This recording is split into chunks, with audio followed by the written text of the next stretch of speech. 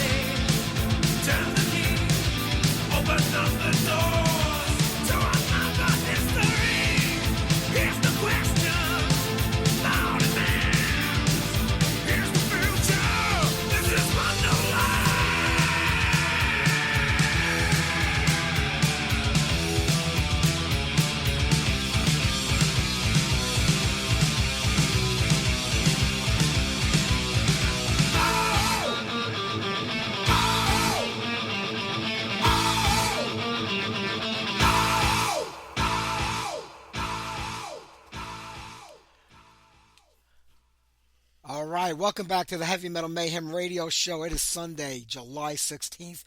We're halfway through the month and more than halfway through the year. It is going by really quick. We got a great show for everybody tonight. Richie Faulkner of Judas Priest. He's got a brand new band called Elegant Weapons. We're going to be talking to him all about that. I know he was supposed to have Norma Skinner on tonight, but Forbidden had a surprise show to do, so he couldn't make it. Been filling in. Kate French, formerly of Chastain and of Vainglory these days. So I'll be talking to Kate in the second half of the show. You have to forgive me. I came down with a summertime cold flu type thing, and I'm all hoarse and congested. So we're going to do the best we can to get through today's show. I'll probably do as little talking as possible to save it for the interviews. But right there, Pretty Maids, Future World. I remember it was sometime in the middle of 1983 walking into Zigzag Records, my local record shop in Brooklyn, New York, and seeing what I was going to buy with my $5 that I made delivering newspapers that weekend. I look up on the wall and there's an album called Pretty Maids, and it's a girl straddling a guitar, a flying V with a garter belt on and white pantyhose. I said, that's the record. That's what I'm buying. And I became a Pretty Maid fan after that. And the next three records, which was great albums, Red Hot and Heavy in 84 and 1987. There was a big gap in between that record and the next one when Future World came out, which we just played right now. After that, excuse me, the band kind of changed in my opinion. When Jump the Gun came out in 90, the band tried to do a Def Leppard thing. They went from being that real great hard rock, heavy metal band early on. They tried to become more commercial, and it just didn't work out for them. And they've put out some hit or miss records over the years. Ronnie Atkins, great guy. I've had him on the show many times. He has been battling stage 4 cancer now since 2019. Countless surgeries. He's still kicking. Hopefully he'll kick it for as long as possible. He's a really super nice guy, so the best of luck with him. And maybe we'll get some new music if he's up to it. We'll see what happens. All right, I'm going to keep the music flowing here today because I don't want to talk that much, but Attacker, brand new record coming next year, 2024. We'll go back to that first record. Bob Mitchell, the original singer of Attacker, he's going to be releasing an album. He retired from music. Bob had a stroke, and he's, kind of packing it in on the live front. But he's going to be releasing an album that features a lot of his stuff that wasn't released over the years. Demo tapes, bands that had albums that were released and you couldn't find anymore. So I'm really looking forward to that record. When it comes out, I'll see if Bob is up for one final interview with us, and we'll get him back on the show. But here you go, Attacker, Slaves Blood.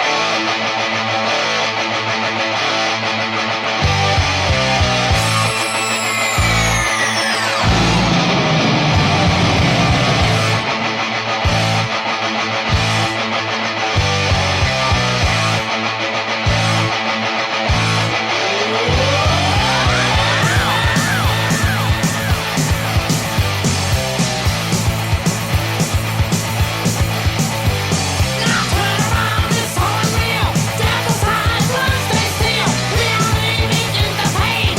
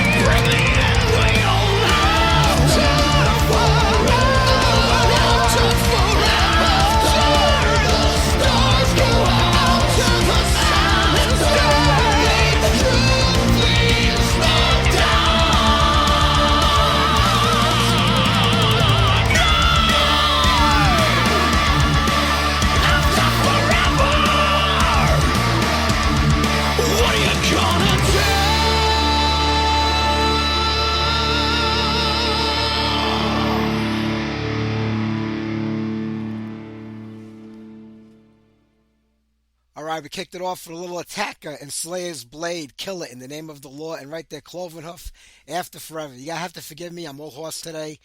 I'm trying to get rid of this. I'm sucking on some lozenges here. Clovenhoof, the last three records they put out, Who Mourns the Morning Star, Age of Steel, and Time Assassin, to me were three of the best albums the band has put out since the opening ritual and the debut album from 1984. It killed me that the band kind of fell apart over one show. I mean, it might have been more than that, but I mean, George Cole was doing an amazing job on vocals. Three of the best records. I wish it didn't happen, but it did. You never know what happens in the future. They might get it back together again. I doubt it. Harry Conklin is going to be singing on the next Cloverhoof record, but he's not officially the singer of the band. When we had Harry on a few weeks ago, I had asked him. He says, well, he hasn't really been asked to sing for the band, but if he was, he would do it. So who knows what's going to happen over there. You have to forgive me. Like I says, I came down like a summer flu or cold, and I just can't shake it. All right, how about we do our demolition segment? Before that, I saw that the drummer for Testament, whose name I can't even remember because he probably won't be in the band very long, said he's here for good. He's not going anywhere. He's the Testament for good. That was his quote in Blabbermouth this week. And you know who also said that? The 9 other drummers that came before you. There were 9 drummers in Testament. Not only were there 9 drummers in Testament, 7 of them did multiple stints within the band. I mean, you have Paul Bostaph. He was with the band 4 times.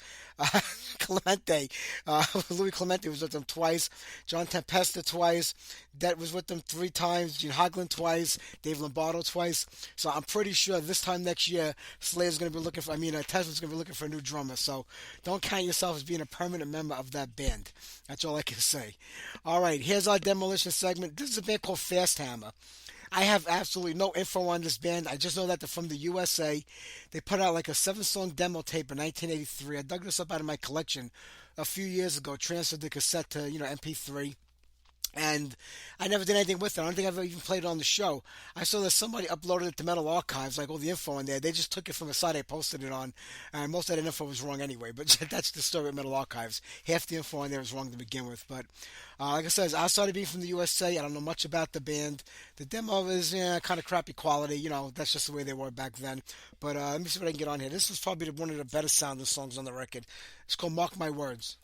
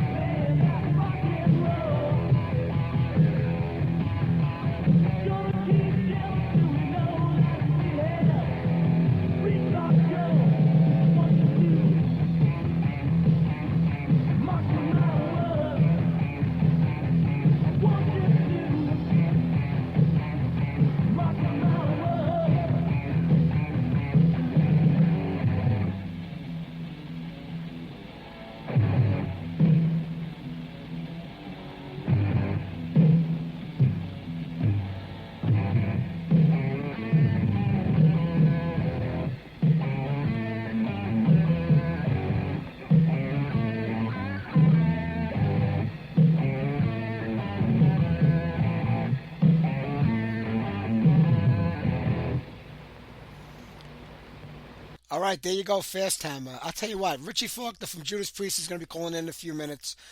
He's got a new side hustle going called Elegant Weapons. They put out a great record, Horns for a Halo. Hopefully, when Judas Priest time is done in the sun, he'll keep this thing going over here. We'll talk to him all about that in a few minutes. Let's get on a brand new song off that record. Here's Do or Die.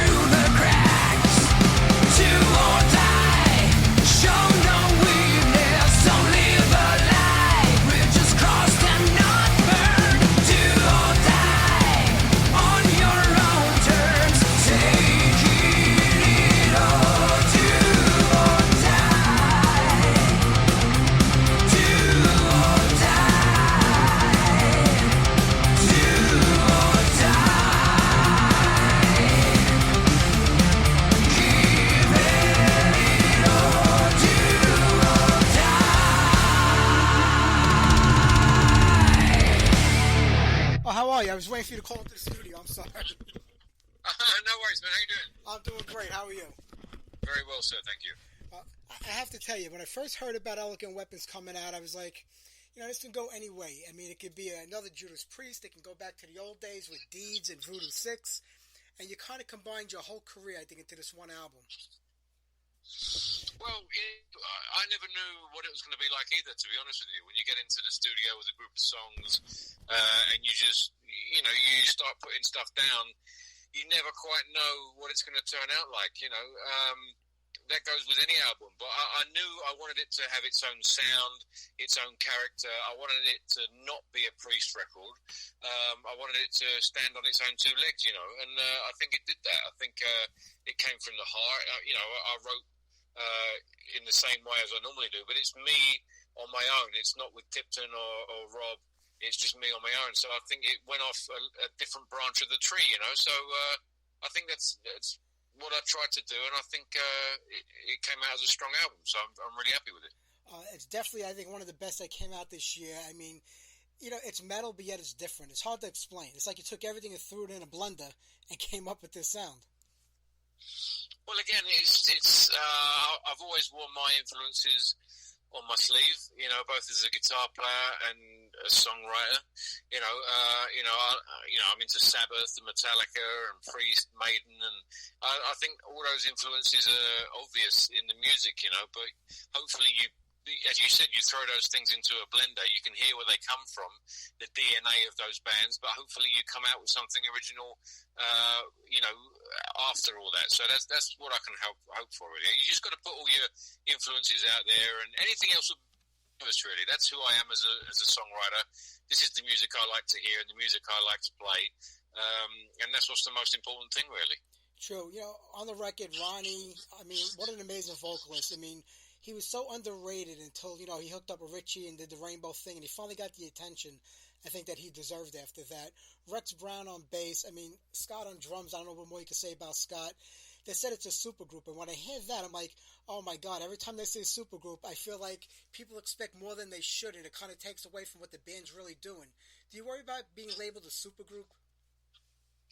Not really. I mean, it's something that people have called it, but it's something that didn't even cross my mind until the album came out, really. I'm just very fortunate to have good friends of mine that, in their case, they're legends, they're fantastic musicians. They're just friends of mine, and I can pick up the phone and ask them to be on the record.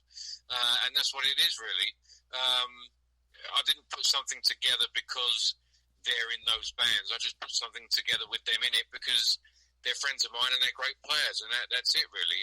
The supergroup thing came from other people, but it's more of a long-term thing than just a supergroup for me. It's a band, and a band that's moving forward. Obviously, Rex is doing Pantera, Scott's still in Priest, but it's the same with the people that are in the band now.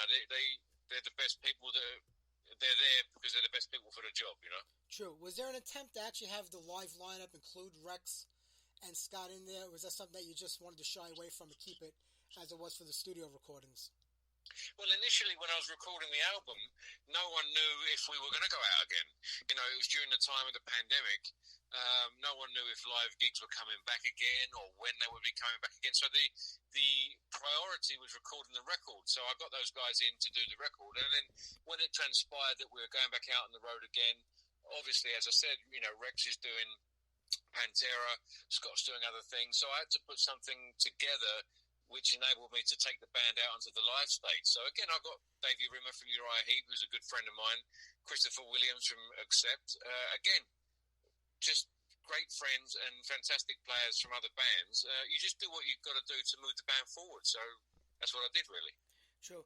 I mean, when you look at your whole career, going back to Deeds and then Voodoo 6 and Ace Mafia and playing with Lauren Harris and her band, some people say you were kind of blessed in a way because you had talented musicians throughout your whole career you played with. You're an amazing guitar player. You hooked up with Steve Harris. That led to, being with Lauren Harris, then Judas Priest. Is being in the music business today a little bit of luck and a little bit of talent, or more of one than the other? I think it always has been. I mean, you've got to... there's some degree of luck, some people would call it, but I think you make your own luck. Sometimes you've got to... I didn't pull up outside Glenn Tipton's house with a flat tire and ask, you know what I mean? That would be completely, and they needed a guitar player. That would be luck. But I'd been in a few bands at the time. I was in a situation where I was being considered for the position in Judas Priest, and even that was an honour. You work hard. You make sure that you're on top of your game, so that maybe if an opportunity like that crosses your path, you might be ready for it. And the stars aligned, and I've always just tried to do my best and play my best and be a good guy and be there on time and have good gear and just be the best you can be. I don't think you ever think that an opportunity like that is going to present itself, but I think you aspire to be that good in case it does. I think that's the drive, and that's the drive I've always had. So when that phone rang and they asked me to come down, I felt like I was ready for at least the opportunity. So here we are talking 12 years later, so it seemed to be the right approach. Absolutely. And that was supposed to be a farewell tour back then too, if I remember. Yeah, exactly. Yeah, I mean, that's what we all thought, and luckily, as I said, we're still here putting out new music, still touring the world 12 years later, and the world's a better place for it. So hopefully long may it continue. Yeah, I hope so. Anytime you replace a key member of a band, Rob was replaced in Judas Priest. Iron Maiden replaced the singer, AC/DC. It works sometimes it doesn't.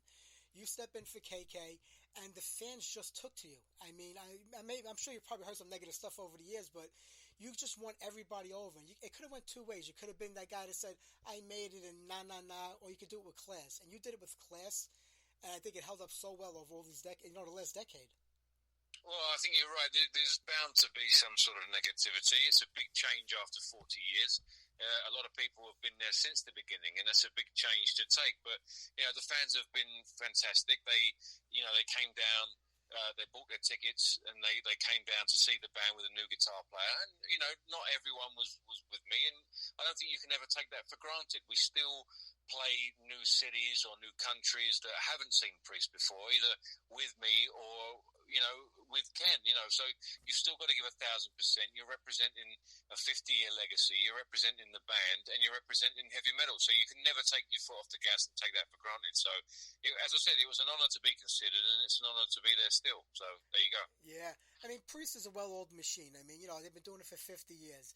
Is there still that excitement that comes with forming that new band? Granted, Elegant Weapons has been formed at a different level than you did maybe 25 years ago when you were kickstarting a band, but is there still that excitement about a new record coming out, playing with new guys, hitting the road again and doing it all like you were young again, doing it from the beginning? Of course, yeah. We played the first show in Europe last month, and yeah, I was nervous, you don't know how it's going to go down and what the reception's going to be like, but it comes from, even when we play, with Priest, we take a couple of years off, we do a record, then we go out and play live again. So we haven't played live for a couple of years, each time. So you always get a bit nervous. How's it going to go? Am I going to remember those shapes? You know what I mean? But it's from the dedication to be good. You want it to be good. You want it to be the best it can be, and that's where the nerves come from, because you care. So yeah, there's still parallels with the bands you used to be in when you're kids. It's what drives you, and it's the pursuit of being good and being the best you can be. And maybe it won't be, and that's what makes you nervous. But if you get out there and give it 1,000%, you should do all right. Absolutely. Like you were talking about, you recorded a record 4 years ago, you're going on tour, you haven't played in a while. The whole life cycle of a band has changed dramatically since the 70s and 80s. You had bands like Kiss that would literally put out 2 records a year, then tour 2 records a year. In the early 80s, 1 record, tour for a year, a record, tour for a year. Did that all change, you think, because of the business model where record companies didn't have the power that they did years ago? We have streaming now, downloading. Or were the bands just burnt out of, repeating that cycle year after year? That's a good question. I don't know. Could bands produce enough material to produce 2 albums a year these days? I don't know. If there was a business model that supported that, maybe they could. I don't know. It's just the way that it is these days. And again, fortunately, with Priest, we're lucky enough to be able to put out a record and then tour it, and then think about putting another record together and then touring it. We've been doing that since I joined the band, and there's still a demand for it. We're still able to do that, and they're able to do that more than 50 years in. So, but you're right, it is a lot different. Could we write 2 albums a year? Probably. Would they be as high quality as they are? Who knows? I mean, 2 albums a year is a high ask, but I reckon it's a good challenge. Maybe we should get back to that business model. Well, you could do that with Elegant Weapons. I mean, I heard you have a lot of other songs written. So are there plans for another record immediately, or something you want to hold on to? I mean, how do you keep busy today? I mean, you have to be in multiple bands or contribute to multiple albums, like just to be active as a musician today? Well, there's always, I mean, you mentioned, the second Weapons album. I mean, we've already started working on it, so there was enough ideas for that. But I mean, in my situation, we've been working on the Priest record, and then we're working on the Elegant Weapons record. So there's enough to get our teeth into, if you know what I mean. Then there'll probably be some touring, and then there's always kind of, you're banking as you go. So you're saving riffs and melodies and collecting and storing those musical ideas so that when you're finished touring, you can go back in the studio and get those ideas down and start what might be the next record for either Elegant Weapons or Judas Priest, whatever it might be. So, and then, as I said before, fortunately, there's enough interest, hopefully, where we can do another record potentially and go from there. So it's just, having that outlet to get those ideas down and hopefully carry on doing it. The new record, new material, would it be with Dave and Chris, or would it be back with Rex and Scott again? Well, Rex and Scott are pretty busy, so it will be with Dave and Chris and Ronnie. As I said, we've got the drums down, and me, Davey, and Christopher got in the room. We played together and got the drums down, so we got that kind of playing together vibe. I thought that was important. So it will be the guys that are in the band now moving forward. We're the guys that have, we've been out on the road, we've built that chemistry, and hopefully captured that on the next record as well. So that's what it will be moving forward. Yeah. I think Hook It Up with Ronnie was so masterful for this record. Was that the plan from the beginning? Was he the guy you wanted to sing in Elegant Weapons? Well, originally, I mean, it wasn't. I didn't have a proper singer originally, but when he came to mind, like I was looking for a singer, not only was a singer, but that could front the band, that had the kind of grace and the professionalism to front a band, not only sing, if that makes any sense. When he came into the conversation, it was a no-brainer. I was talking to a friend of mine, and he brought up Ronnie Romero, and it was like a light bulb went off. It was, of course, Ronnie Romero is perfect. He's the same kind of style as the music. You can hear what those influences are in his voice, like the music, but he's also a singer in 2023. He's a modern singer. But he lets those influences shine through, and I thought that was important. And as I said, he's not only a singer, he's a great frontman and someone that could carry the band with the grace and the professionalism that the band needs. So he was a no-brainer as soon as his name came up. Yeah, and Andy Sneap, another one, made such a name for himself over the last couple of decades, in the studio, never mind as a musician and with Sabbath. I mean, you use Andy on this record also, worked with Priest. He's also your co-guitar player on a lot of the live shows these days. What is it about Andy that he brings something to the table that really, gets you going?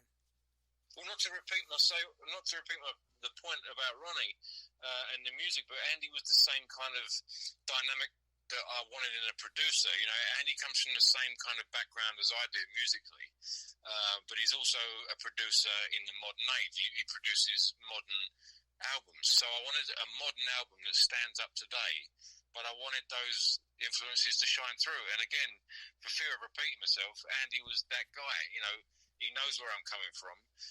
He knows what those influences are, and capturing those influences while making a record that stands up in 2023. Again, is a no-brainer for a producer. Absolutely. I mean, any plans on coming to the U.S. with the band? I mean, I know you just did your run over in Europe. It looked like it went great over there. I know the people here would love to see this live, We'd love to come over to the States, without a doubt. Yeah, we're looking for opportunities, any opportunities we can get, really, to either come over on our own, or I'd love to come over, with a bigger band, maybe support a bigger band, maybe steal some of their fans, go out wherever we can. So as soon as the opportunity presents itself, we'll jump on it and we'll let the world know, and hopefully see you guys soon. That would be great. I'm not going to keep you, Rich. I know you have these things going on all day long. I just got one question about Christopher Lee. I know you worked with him a while back. A real metalhead or somebody that just did it for the hell of it? No, I think I think he was a real metalhead. I mean, from the life that he lived and the experiences that he had, and the way that he handled life. I mean, he embodied the spirit of heavy metal. He was a sweetheart, but he was a legend, you know, and he'll be sorely missed. And it was great working with him and his people, and doing a metal album in your late 80s, early 90s is probably the most heavy metal thing you can do. Absolutely. Richie, it was a pleasure talking to you today. Horns for Halo, out now, Nuclear Blast. Hopefully get to the U.S. I know there's going to be a new priest coming soon. The best luck with everything. I really appreciate everything you've been giving us over these years. Thank you, brother. Good to talk to you. Take care now. You too, Richie. Take care. Bye-bye. Bye now. Bye. Bye.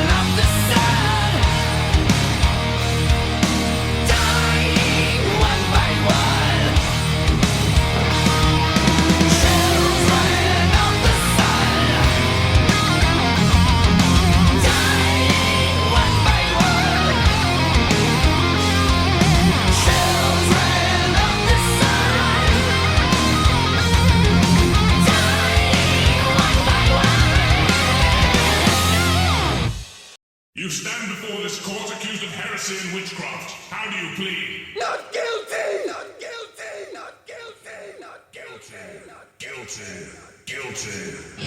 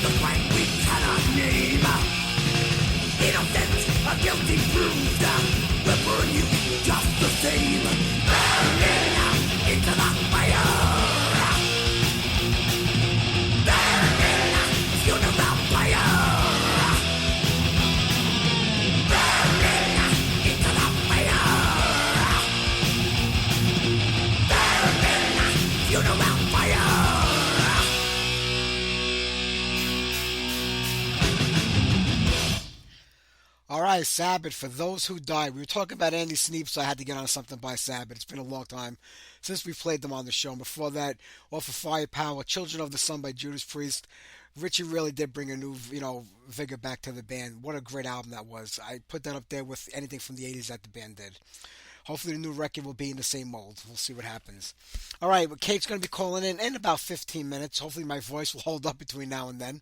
As you know, Ozzy had to cancel the Power Trip. When there was announced that he was going to do it, I couldn't believe it because he hasn't done anything in a long time. I mean, he's had multiple operations. He has Parkinson's disease. He's in his mid-70s, so I thought it was pretty much done with the live shows. He did that CGI concert, whatever the hell it was, where it basically just took live tracks of him and had something computer animated. But even Tony Iommi said in an interview they were offered the gig at Power, but he says no, we can't do it because I don't think Ozzy can make it. I don't think he's in the condition to do it. Even he knew it. So he backed out, and who fills in? Judas Priest. Judas Priest should have been on that show to begin with. When you think about it, it's nothing but A-list bands. You got Iron Maiden and Guns N' Roses the first night. You had AC/DC and Ozzy the second night. Now it's AC/DC and Judas Priest. You had Metallica on the third night with Tool, which I don't get. I don't know how Tool wound up on that festival with that lineup. I have no idea. It should have been Judas Priest instead of Tool to begin with, and maybe the Scorpions. That would have been a great classic 80s, metal fest, in my opinion, of all like the A-list arena type of bands. But Priest are on there now, so it is what it is, right? That's all that matters. Okay, new music. It's Tail Gunner. Not to be confused with the Tail Gunner that started at the same time from Finland. This is the one from the UK. And not to be confused with the Tail Gunner from the 80s who put out the self-titled record in 1983 from the USA. This is a band from the United Kingdom. Now, you think in this day and age you would just type in Tail Gunner into the internet to see if another band pops up with the same name, but a lot of groups just don't do that anymore. They just pick a name and they go with it. They don't care how many other groups have the same name. They just do it. But it's actually not a bad record. It's called Guns for Hire. Just came out. It's on Five Flash Records. It kind of reminds me a little bit of Iron Maiden, like mid-'80s Iron Maiden. Let me know what you think. Here's Shadows of War.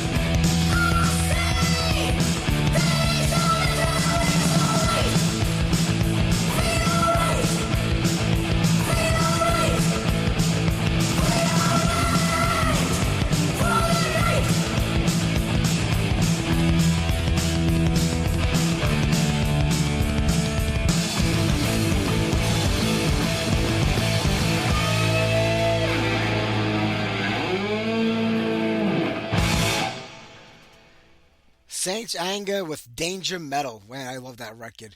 Picked it up at Tower Records back in the day in Manhattan. And Iman's right. We used to switch the price tags. We found the price gun back then. We used to switch all the price tags around, make everything a little bit cheaper for us. Really cheap. But those were the days. All right. Sirith Ungol is playing tonight in Manhattan. I would have liked to have been there for that show, but hey, I'm here doing mine. So if you're there, enjoy yourself and have a great time. All right, Kate should be calling in any minute now. So how about we play something off of a record from one of our first bands called Tantrum? This is called Webs and Chains.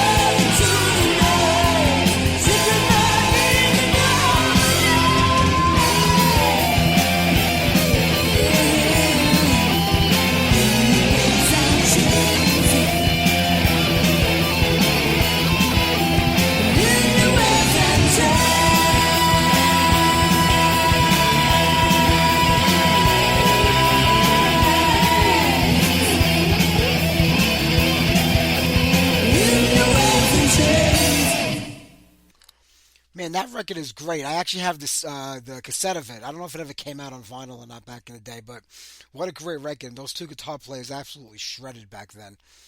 I have to ask if it ever was re-released or if it ever came out again because it was a solid album. It wasn't long. Well, we're not going to keep talking about that. We'll save it for when Kate calls in, right? We'll wait a few minutes until then. I'm not sure what we have on the show next week. I was kind of keeping it low key the last 2 weeks of the month of July. I think we have the guys from Mariah calling in. Heaven and Hell just re-released their debut record, which was never really released back in the day. But we'll have them on the show next Sunday night. And then we're going to wrap up July with members of Nick Fury. It took me a long time to find these guys to get them on the show, so I'm excited about that interview. So that's how we're going to wrap up this month. August, we're going to kind of take it easy and just kind of stick to the music. Whatever guests pop up or pop into mind, we'll have on the show. But September will be our 15th anniversary show. I'm really looking forward to that month, and we'll see what we can dig up for our big anniversary show on the 10th. All right. Like I said, Seventh Uncle is playing tonight. I would have loved to have gone there. I had tickets to it also. I just can't get there in time. By the time the show is over, trying to drag my butt into Manhattan from Staten Island, that's a long ride. Especially today, the way things are with traffic and everything. But that's what it is. And I noticed that some of the festivals are starting to announce their lineups for 2024. So far, nobody's announced Warlord as the band, and I swore earlier on in the summer that Warlord was going to be on every single festival that comes out in 2024. They're going to pick up the mantle where Ride 5 have left off. And I saw there's like 2 festivals left this year to have Ride 5 on there. They're kind of low on the bill, but they're still on there. And I don't get what the booking frenzy is with Ride 5 being nothing more than a cover band of Riot. The same thing with Carnivore AD. Joe Cangelosi is the band. I love Joe, such a great guy. They're being booked on these tours over in Germany where they're playing like these big arenas. I mean, not arenas, like these big venues in Germany. I'm like, it's a Carnival cover band with nobody from the original Carnival playing with them. And they're over there touring Germany. How does this happen? How is it that a band like Attacker can't get a tour in Germany going, who have all the original songs and other local bands like that? I just don't get it. It boggles my mind. And I know I talk about this all the time, but I'm just flummogened over it. I can't quite figure it out. But they're out there doing it, and it happens more and more. We'll see. But I'm excited because my boy Steve Gaines from Anger is Art, you all know him from Abattoir back in the day as the lead singer. They're going to have their new record out real soon. I'm not going to announce the name of it. I think Steve might have put it on Facebook already, but when it comes out, we'll have Steve back on the show. I think he's my longest tenured guest next to Chuck Billy and Doro. We've had them on the show probably over 24 times in the last 15 years, and I love talking to Steve. He's always a great guy and a fun guy to talk to. All right, I don't know. Maybe we should play some Vainglory, Kay French's band with Corbin. Corbin's an amazing shredder, too. Great guitar player for that group. Maybe I'll play something off the Vainglory. There's re-releases coming out of their last 2 records. Maybe I'll do that while we wait because I'm really hoarse and I just can't talk anymore. I'm trying to save it for the interview. So let's do, I don't know, let's do Time of Reckoning. If Kay calls in, we'll stop the song and we'll replay it again after the interview.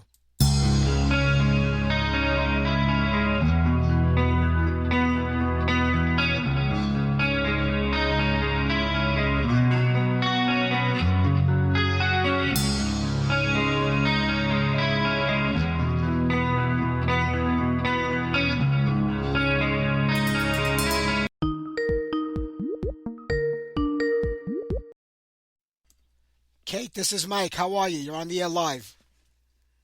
Hi, Mike. I'm fine. How are you doing? Good. I'm doing great. You have to forgive me. I'm going through puberty and my voice is cracking, so forgive. No. I love it. You sound like the Drookie boy. I know. I have a really bad summer cold and cough, so I was trying to save my voice for this interview, but forgive me. That's awesome. It's fine. Great. Well, listen, I have to tell you, I'm really happy that these 2 Vainglory records are going to get re-released because they've been really hard to find over the last few years, especially the last one that goes back to 2007, the self-titled record.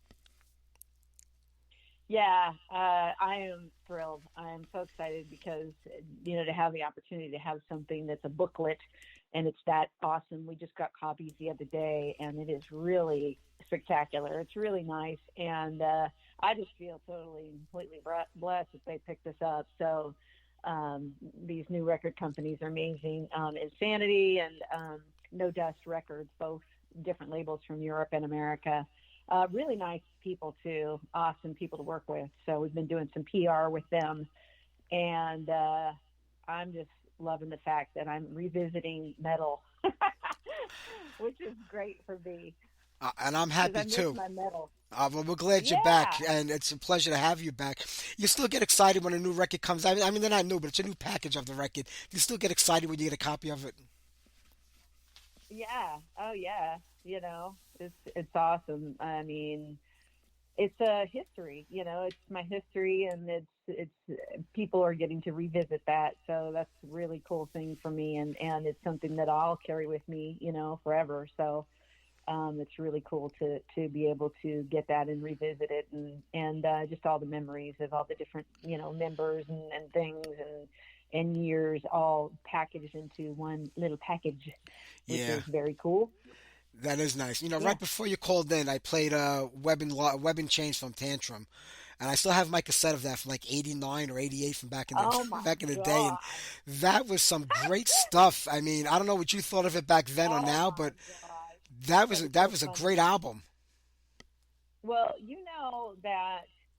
I wasn't a gifted singer to start with. Some people are very gifted and they just start like this amazing thing and it happens right off the bat.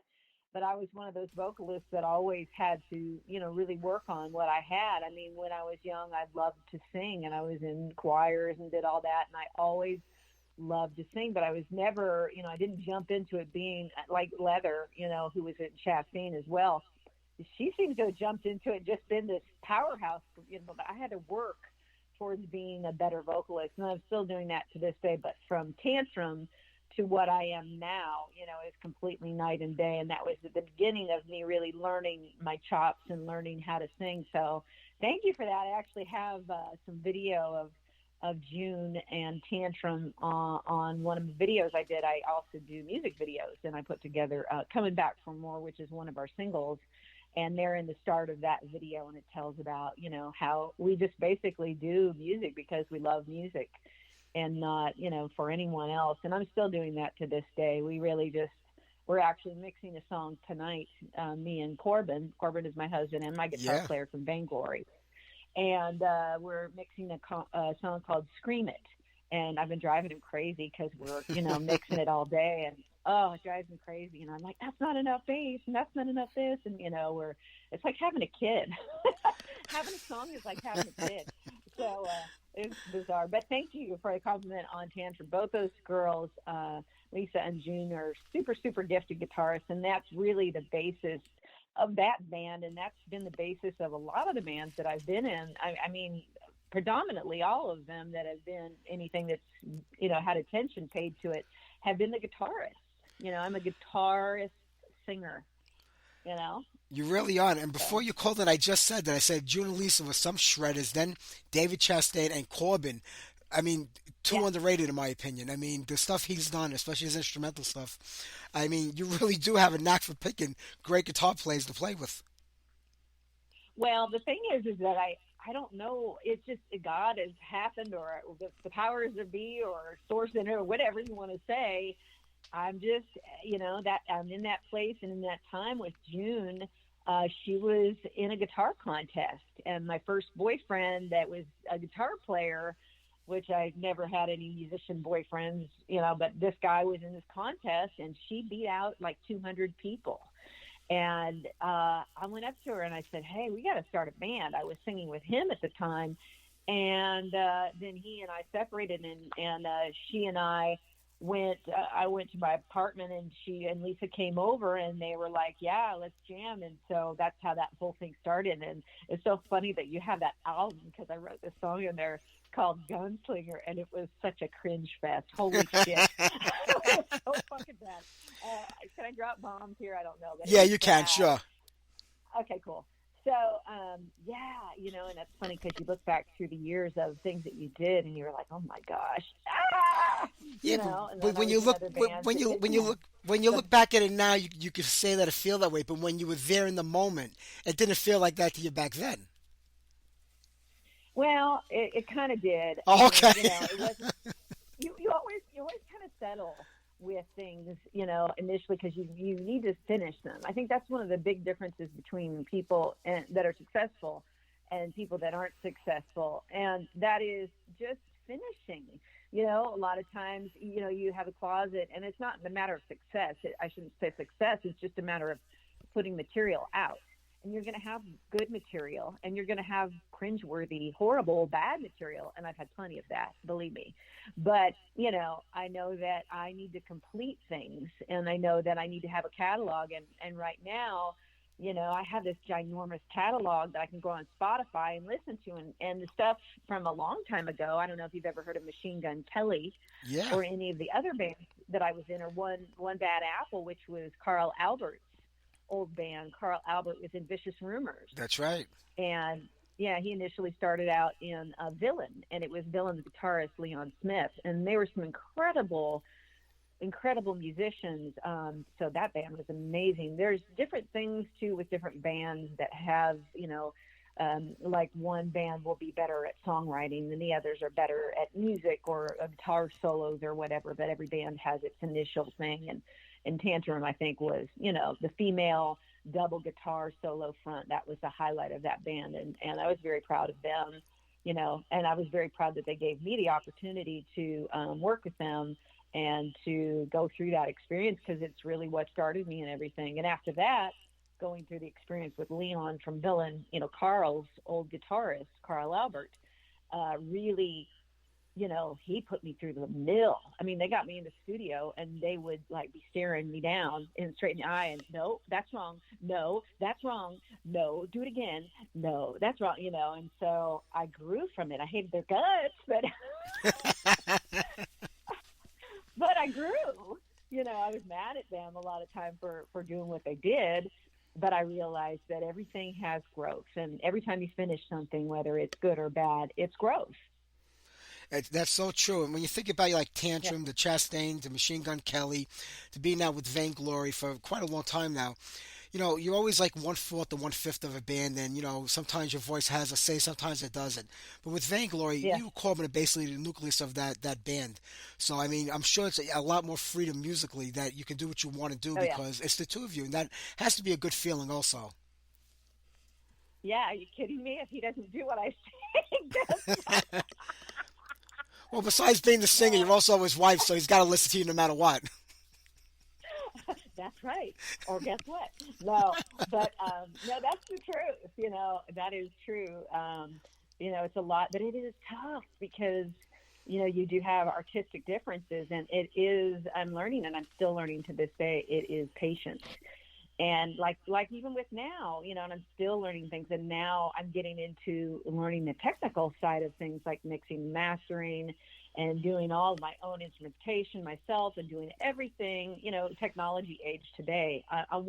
That's my next goal, to do everything myself and to not have anything that I can't do on my own. So I'm on that journey, and that's what I'm learning now is harmonic balancing and mixing and mastering, and where everything fits in the sound spectrum, which is something that's really interesting.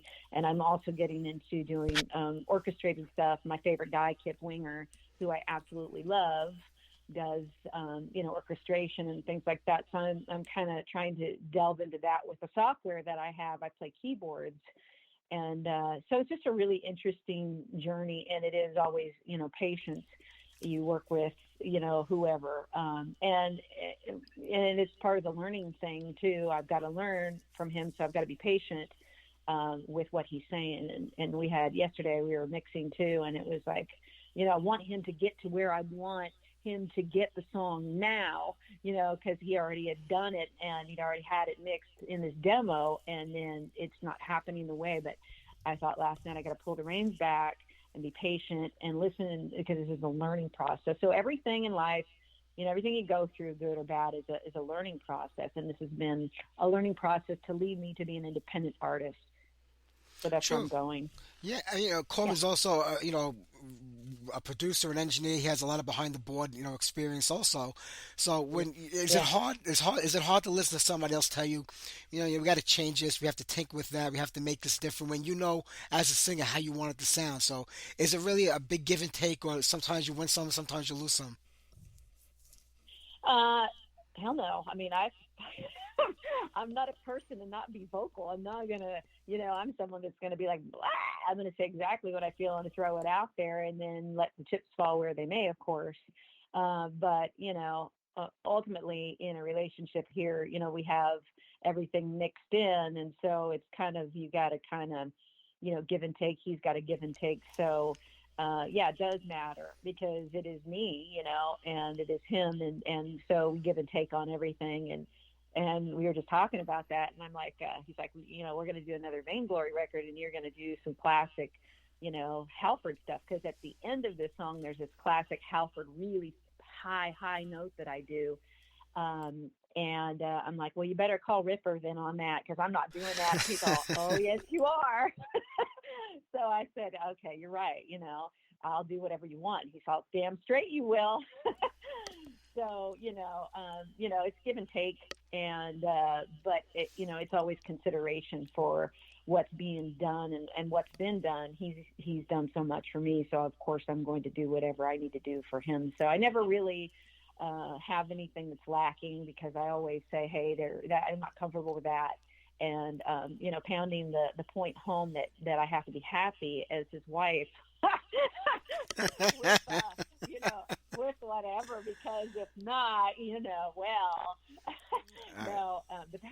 of it, I mean, really, you got to be happy ultimately in the end. And he's pretty good about that. And, I want him to be the same. It's kind of a, both sided thing. And that's why we've been together for 20 years now. It's like you compromise and you have patience, and, it's not always easy. And you sometimes don't get what you want, or, but it's give and take. And that's why we've been together for so long. And, so yeah, it's, it always is what I want in the end, ultimately. I mean, I might have some things that I let go because I need to get the project done. But ultimately, and Manifesting Destiny was one of those things that was hard because we spent so much time on the in between, working and trying to make a living and paying a mortgage and a lot of things that went on. So that was like a 10-year in the making album, because of the fact that we had so many other things that we were doing. So there were some things there in the end that we weren't, totally stoked about. And we wish we could have done different. When I look back at that project as a whole, I look back at and say, wow, that was a very aggressive, a lot of yelling, in that particular one, not a whole lot of melody, but I think I was on the mission of trying to prove that I could do aggressive vocals, because I don't know why. I just wanted to prove that I could be and do the arch enemy if I had to. And there's some of that on there, some of the, that kind of a vocal placement. And there's some, kind of operatic stuff. And it's such a mishmash of everything, but mostly it's me just yelling. I hear that. But there was, like you said, like a 10 or 11-year gap between the Vainglory record and Manifesting Destiny. And, Right. life just happens. We all grow up, we get older, and things take precedence over certain things. But do you worry about a gap of that amount of time? Because, back in the 80s, we all thought, metal was never going to end. It was going to last forever. And then you turned around and, Nirvana came out and everybody was gone. And I don't think it would ever happen again, because I think we're in a place right now where everybody's just living and enjoying the music that we kind of grew up with. But do you worry about being such a long gap in between music? Because it feels like it's kind of starting over again. You mean, is it going to go to like some grunge type of a deal, or? No, not that. I mean, like, when you put out the first record, and 10 years go by, and people are like, well, what happened to Vainglory? Where are they? Are they putting out a new record? Is anything going on? Do you worry about, like, such a long gap in between records where people say, what happened to the band? Well, yeah, sure, of course. And that's a factor, and that's why I said finishing stuff is so important. And we've learned that. Through that, we lost a lot of fans and things changed, because that's what happens, it fades away. But in the end all, being over 50 years old now, I learned that you kind of have to do what you love and just kind of do, and finishing is really important. I've got my cat scratching at the door right now. I hope you can't hear it. She's like, no, let me in. I'm like, no. So, I mean, that's one of the reasons I want to find a new label before we do this album, the next one, so it lights a fire under our ass. Because I feel like, if you don't have the fire lit under your ass to get something done, that you never will. But we are doing other things. And in fact, the song that we're doing today is like a hip hop song. It's like a hip hop metal combination. Corbin's a producer, and he also has produced for Ritz. And I don't know if you know who Ritz is, but he's a rap guy. And there's another guy, his name is Tech Nine, and he did this song called Picture Perfect. It was #1 on the hip hop charts. Yeah, Tech Nine. And Corbin wrote the song. Yeah. So Corbin wrote that song, and Picture Perfect, and I love that rap on there. And I'm not a rap fan either, but he did such a great job, and he's a really good guy. But the song I'm doing today, the Scream It song, is a combination of different things other than just metal. So, you may lose fans in anything that you do and any time that goes by, but ultimately, as a person, you have to stay true to yourself and what feels good for you.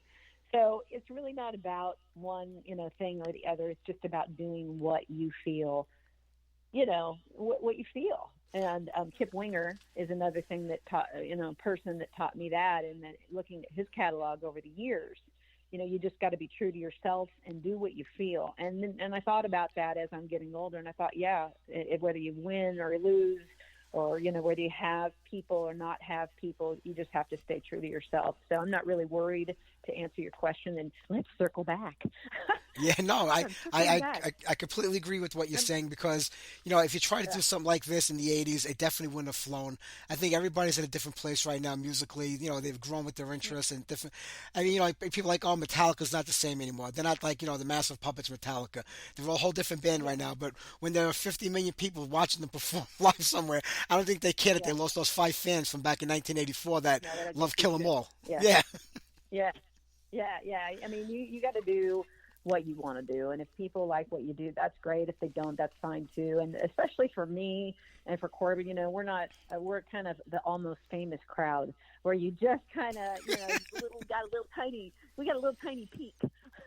And so, being said, and hopefully we can get, songs that are people perform and we can get, bigger in that, maybe behind the scenes and just make some cash at that. And that's kind of what we're trying to do right now. More so. But yeah, so, I don't really do things for anybody else but for myself. I'm going to do my art. And there's another thing, a factor that plays into that as well, and that it's your legacy. What do you want your grandkids to hear? What do you want them to, what are you feeling? I mean, it's a therapy as well. Writing a song, whether you're playing an instrument, sitting down on a piano, playing something, playing a guitar or singing is complete and total therapy. It's such a great thing to get that out, that emotion. So it just is what it is. And if people appreciate you for what you do, then that's great. But I'm not afraid of any changes or anything or losing fans. No. That's great to know. Yeah, When you think about Chastain, you joined the band in the 90s. The music scene was already changing at that point in time. 3 great records in my opinion. And Leather's a good friend of mine. He's on the show, and I always like throw a little dig at her, like in how you replaced her and you took over her role and stuff like that, just to get under her skin a little bit. But those those are some good records. But it was also a difficult time for heavy metal to begin with. So it was like being with Chastain, saying, "Hey, you know what? I got this opportunity now to, and in a kind of a name band. People know who he is and who we are. But like the scene is changing around me." You mean what was it like when I got into Chastain? Yeah, because anytime you have to replace the singer of a band, there's always that getting over the hump, and then you're also playing at a different time musically. It's in the 90s. Yeah. So answering that question, I didn't hear what you said, so I wanted to go back. I'm sorry, my voice is starting to go. I'm trying to hold on. Yeah. Sorry. So when I got in, I never thought of myself as replacing her. It was like, I think the toughest thing was that people thought that I was trying to take over her spot, and Leather had just left David, and he didn't even hear from her at all, and nobody really heard from her for years and years and years, for a long time, for at least 10 to 15 years. In fact, it was my ex-husband that brought her back into the scene, which is such a funny thing. Larry Howe from Vicious Rumors, he went to get her and brought her back to do something at the Keep It True metal festival, and she got back into it. And Leather was my first singer love. I mean, I was in love with her voice. When I was 18 years old, I had a guitar friend who was this virtuoso guy. He was a wannabe Yngwie guy. He used to put the cigarette in the headstock and he'd, lick his fingers and do the build, he was such a funny guy. And he brought home a Chastain record. And he's like, check this out. And he put it on. And I was like, that is fucking amazing. And he's like, that's a chick. And I'm like, what? And at that time, it's like, that's what I want to do, is I want to sing heavier, because I've kind of always been a more aggressive singer anyway, and louder. And so she was a huge influence. So me replacing her or, filling in her spot, till she came back, I never replaced her. And I think people had that perception that I was someone that was trying to replace her, but it's another growth, thing that I went through. And when I was offered that opportunity, it was some big ass shoes to fill. Holy shit. I mean, for me, I was like, how the fuck am I going to do this? Especially when we went on tour. And then I had to sing her songs and listening to her voice and thinking, man, she's amazing. How am I going to do this? But I pulled it off and I grew from it, and initially with the first album that we had, it was called Sick Society. And, I flew out to Atlanta with David, and I stayed with him for 10 days, and he was a complete gentleman, by the way. David has always just been a good friend, and I thought, man, I'm going to fly out here, and this guy's going to make a move, or something's going to happen, and I'm going to be like, get no way, or whatever. Very professional man, ever. I mean, he is, no wonder he's been so successful with Leviathan Records, because he's super professional. And so I stayed there, and we wrote songs for Society for 10 days. And then he signed me, and he said, yeah, I like what you do. And so, doing everything that I did with Chastain was another growth spurt. And I never replaced Leather. And I've always honored her in every interview that I ever did with her, which was really fucking hard. Which is really hard because when you're doing interviews to promote an album, like you fly to Germany and you're doing interviews from, 7 in the morning till 8 at night all day, and they're asking you every single interview, Leather. And it's like, Marsha. Yeah. No, but but when they're asking you that, and I was so optimistic and so, honest and true about her. And I didn't say anything like, no, she dumped David, and she's just gone. She's history. And I would keep it positive. But 10 years of doing that, and you're like, oh, okay. So towards the end, you start to get like, oh, but she's back now. She got back in Chastain. She did the Keep It True Fest, and she's doing amazing. Actually, she's with a good friend of mine now, Vinny Tex, who is the kindest, nicest guy, who is such a great guy. He is such a great person. And he does some amazing work for her. And, I haven't really ever even met her yet. We haven't talked on the phone. We haven't done anything like that. And it's been years of that. And there's always been this kind of weirdness. And I don't think it's, it's like on her end, or I don't know what it is, but we just haven't meshed yet. We haven't got to the point of where we're, where we can hang out or anything. And I wish we would, because I always worship the ground she walked on. I still do. I'll still be like, oh my gosh, Leather's album, I'm going to pre-order, or whatever. And I always did that. So I never had any hard feelings or anything, and I never felt like I replaced her, but I did feel like that was another thing that I really, really grew from. And from that to this band, it gave me an opportunity to be my own metal person. I adopted a little bit of her sound and a little bit of her style through what I had to listen to. And Carl too, from, singing his songs in Villain, I had to sing his songs. I had to sing her songs. And I was always a metal fan anyway. I loved Vicious Rumors, and I'd pop those tapes in and listen to them and listen and sing to them. And like I said, from Tantrum to now, Tantrum was my first band, which I got together, by the way. I got all the musicians around those guitarists. All my guy friends were teachers, music teachers. So I would, I was a business person. I worked at a title company at that time. So I would go to the teachers and say, hey, of the good girl drummer and the good, girl bass player. And we got the band together that way. So from Tantrum to now, I think I've grown significantly. So, and I'm talking a lot so that you don't have to. No, I love it. I mean, I'm just thinking, what is, as big as this world is, it's so small when you think about Tex with Leather with Larry, you with Larry. I mean, everybody's sort of connected in some sort of way. And even David Chastain was kind of there in the beginning of Vainglory. I think he produced the first, I know you weren't on it, the 2050 record, so I don't consider that even to be a Vainglory record because you're not a part of it, but that did come out at one time, and David was a part of that. Yeah. Yeah, well, here's the thing is that before Vainglory, had me, we were label mates because Corbin was signed on to Leviathan Records, and so was Gus G. And they were in, Firewind is, I don't know if he's still doing anything with David. I know he's got releases that he does from a long time ago, but we were related through, the Leviathan Records brand.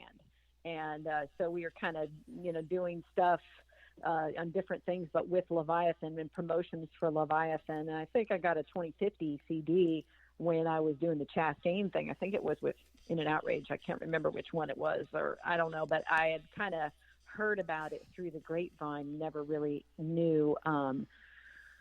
But David is how I met Corbin. Okay, there you go. David actually, and David actually was the one that helped Corbin pick out the Vainglory name. David had a bunch of names, and Corbin picked that one. David is how I met Corbin. He said, "You want to audition for this band?" And I was like, I don't know. He's like, "It's a guitar guy," and I'll check it out. And I kind of shelved it, and I was like, and then I started listening to it a little. I was like, this is really good. And the funny thing is that Corbin had a girlfriend he'd been together with for 5 years, and I had my ex-husband, who I was separated from at that time, and we were just on the rocks. And then Corbin and I just started talking because I had to demo his stuff to audition for him, and I had this new machine, which is called a 2480, and it's a Roland thing, and he had one as well, so I had to know the tech specs and different things. And through that, we started developing a friendship, and then it kind of turned into something else, which was really strange. And then we ended up meeting and getting together, and it's trippy how it is all related and it is all around.